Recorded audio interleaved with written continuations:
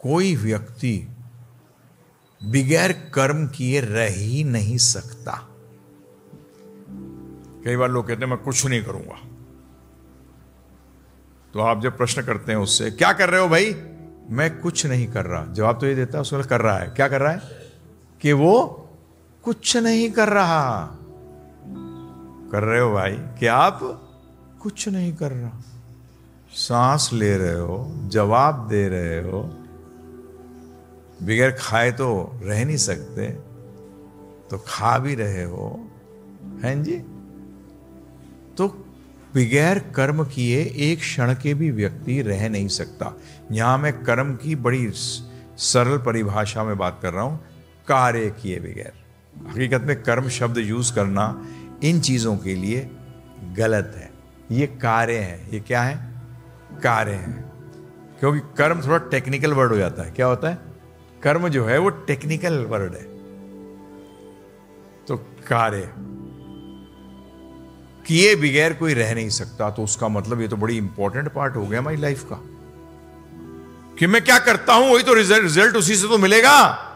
आज कोई विद्यार्थी है, बोलता है पढ़ता ही नहीं, कैसे पास हो जाएगा, पास ही नहीं होगा, उत्तीर्ण नहीं करेगा अपनी परीक्षा को। तो इसलिए कार्य बहुत ज्यादा इंपॉर्टेंट चीज हो गई। और भगवान ने स्पष्ट रूप में गीता में कह दिया है कोई बगैर कार्य किए रह ही नहीं सकता, क्योंकि इसमें विषय में भाग्य भी आया है, ध्यान रखिएगा। मैं आपको आस्ते आस्ते समझा रहा हूं। भगवान के हिसाब से कर्म क्या है। अर्जुन ने यह प्रश्न किया है कृष्ण भगवान से कि भगवान ये कर्म शब्द क्या है। तो भगवान ने क्या उत्तर दिया है, ध्यानपूर्वक सुनिएगा। अभी आप कहां हैं, कुंठा में। क्या आपकी प्रकृति दुखी होने की है, नहीं है, मैं तो आनंद का बना हूं। तो क्या आप सही जगह हो, नहीं हो। ये याद करना पड़ेगा बार बार मुझे, तभी आपको कर्म की गति समझ आएगी। जब आपको कर्म समझ आएंगे आप बेवकूफ नहीं बनेंगे। समझिए इस बात को।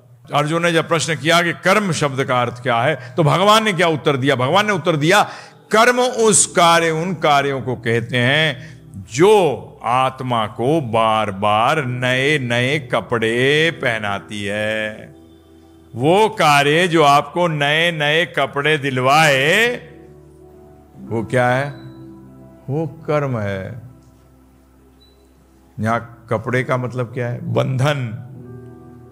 क्या है कर्म, कपड़े का मतलब बंधन है, ध्यान रखिएगा।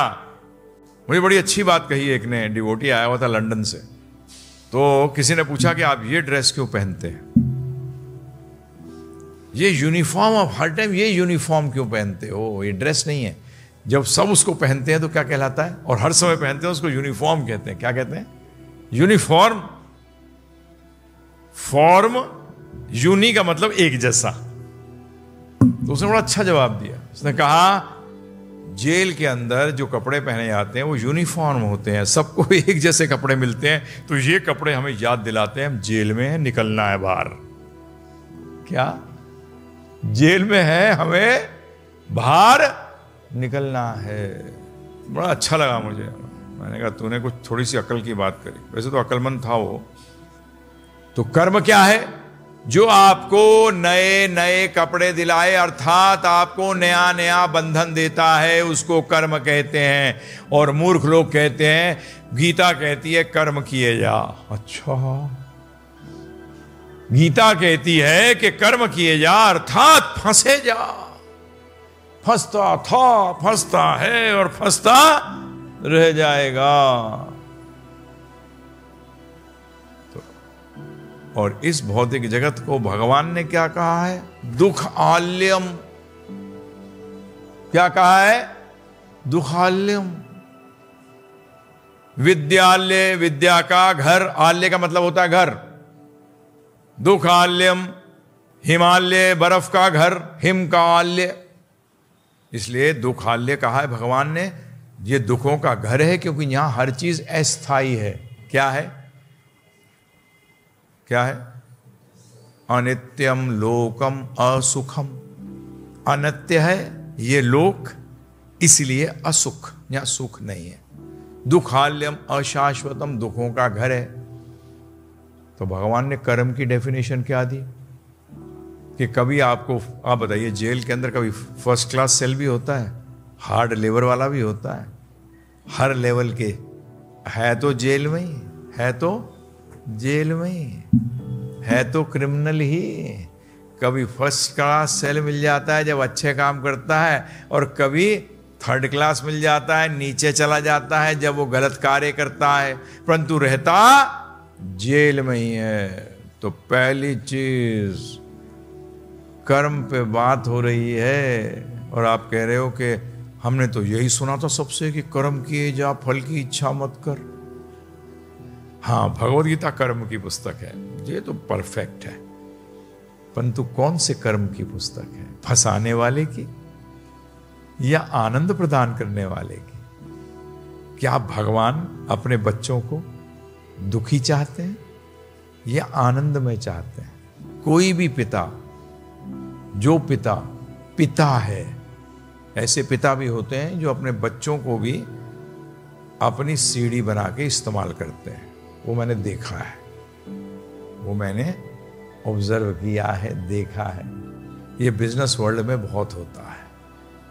पहले राजा भी किया करते थे, वो शादियां इसलिए करते थे जिससे कि उनका राज्य बढ़ सके, उनकी आर्मी को पावर मिल सके, इसलिए ये सब शादियां होती थी। समझ में आया? तो ये चल रहा है। परंतु भगवान एक ऐसे पिता नहीं है, वो ऐसे पिता हैं जो हमारा सिर्फ भला चाहते हैं। इसलिए तो उन्होंने कर्म की परिभाषा भगवद गीता के अनुसार, जो भगवद गीता पे डंका बजाते हैं उनके अनुसार बता दूं मैं कि भगवद गीता के अनुसार जो है वो कर्म वो कार्य है जो आपको नए नए शरीर दिलाता है, अर्थात नए नए योनि में डालता है। अब आता है एक बहुत इंपॉर्टेंट सिद्धांत कर्म का। अगर आपको कर्म को समझना है तो आपको मानना ही पड़ेगा कि आत्मा है, और जब तक आप इस कुंठा से मुक्त होकर अपने वापस घर वैकुंठ नहीं जाते, तब तक आप अपने कार्यों के अनुसार जन्म अर्थात नए नए शरीर धारण करते रहेंगे। अगर आप इस सिद्धांत को नहीं मानते तो आगे चर्चा सुनना बेकार है। जैसे लोग कहते हैं जैसा करेगा वैसा भरेगा, बिल्कुल सही कहते हैं, परंतु इसकी शुरुआत होती है जन्म से। ध्यानपूर्वक सुनिएगा, जैसा करेगा वैसा भरेगा। एक पर्टिकुलर परिवार में आपका जन्म हुआ, वो भरेगा। क्या हुआ? फ्रूट है, वो फल है, परंतु उस फल को प्राप्त करने के लिए उस परिवार में, उस परिस्थिति में पैदा होने के लिए कहीं तो कर्म किया होगा। जैसा करेगा, कहां करा उसने, कहां किया? तो कर्म के सिद्धांत को समझने के लिए ये जो मैं आपसे कह रहा हूं, ये उसका बेस है, पूरे आध्यात्म का बेस है। ये फाउंडेशन है, ये नींव है। अगर आप इसमें विश्वास नहीं करते तो आप आध्यात्मिक हैं ही नहीं। पहली चीज कि आप आत्मा हैं, और जब तक ये आत्मा अपने घर वापस वैकुंठ नहीं पहुंचती, तब तक उसको नए नए शरीर धारण करने पड़ेंगे, नए नए कपड़े पहनने पड़ेंगे अपने कर्मों के अनुसार। ये दो बातों को गांठ बांध लीजिए। आप जो करते हैं वो आपको भरना पड़ेगा, आप बच नहीं सकते। कितने भी पावरफुल हों,